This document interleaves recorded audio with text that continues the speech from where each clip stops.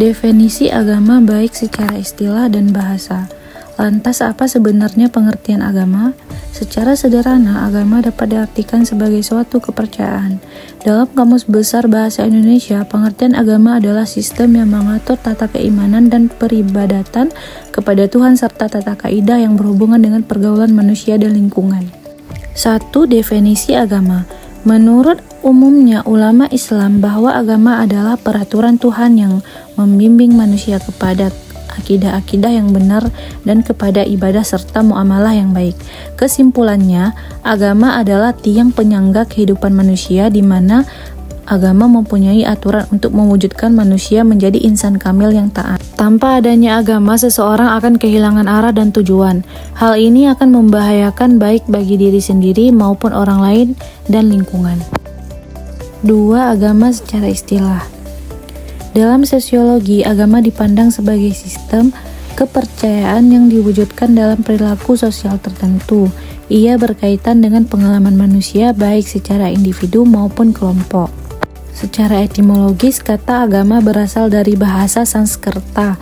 Kata ini tersusun dari kata a dan gama. A yang berarti tidak dan sedangkan gama berarti berjalan atau berubah. Jadi agama berarti tidak berubah. 3. Agama secara bahasa. Dalam bahasa Indonesia, kata agama berasal dari bahasa Sanskerta. A berarti tidak dan gama berarti kacau atau kocar-kacir. Jadi agama berarti tidak kacau atau teratur.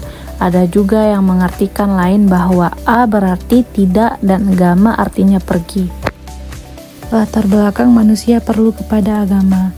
Manusia membutuhkan agama di dalam kehidupannya, yaitu sebagai pegangan hidup baik untuk kehidupan di dunia maupun di akhirat kelak. Karena fitrah manusia, karena adanya kelemahan dan kekurangan manusia, serta karena tantangan manusia. Pendekatan pemahaman agama. Yang pertama, pendekatan trologosis, yaitu sebagai upaya memahami atau meneliti agama dengan menggunakan kerangka ilmu ketuhanan yang bertolak dari suatu keyakinan berwujud empirik dari suatu keagamaan dianggap sebagai yang paling benar dibandingkan dengan yang lainnya. Selanjutnya, pendekatan sosio. Pendekatan atau sesuatu metode yang pembahasannya atas suatu objek yang dilandaskan pada masyarakat yang ada pada pembahasan tersebut. Selanjutnya, pendekatan antropologi. Pendekatan antropologi adalah salah satu upaya memahami agama dengan cara melihat wujud praktik keagamaan yang tumbuh dan berkembang dalam masyarakat. Selanjutnya, pendekatan linguistik. Di sini menggunakan bahasa sebagai starting view untuk mendekati, membahas, dan menganalisa naskah atau sumber hukum tersebut, sehingga ditemukan pemahaman yang benar-benar terhadap fenomena-fenomena yang muncul. Poin terakhir, karakteristik ajaran Islam.